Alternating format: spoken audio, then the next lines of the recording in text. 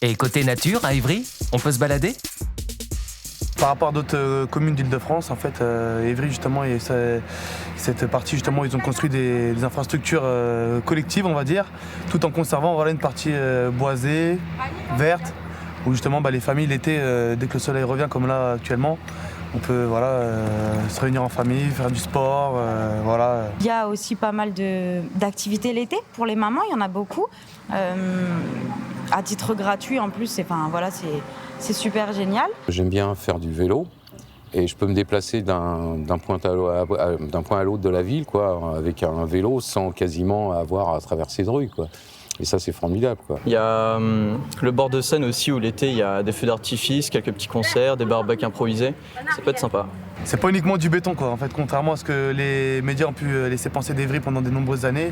Franchement, je vais dire qu'on manque pas de verdure ici. La commune d'Évry dispose de 225 hectares d'espace vert. Le parc Henri Fabre, appelé Coulée Verte par les Évriens, permet de rallier le centre-ville d'Évry à ses quartiers entre Vallon et Passerelle sans jamais traverser de route. Le parc des Coquibus, en plein centre, offre plus de 20 hectares de loisirs, de balades ou de repos.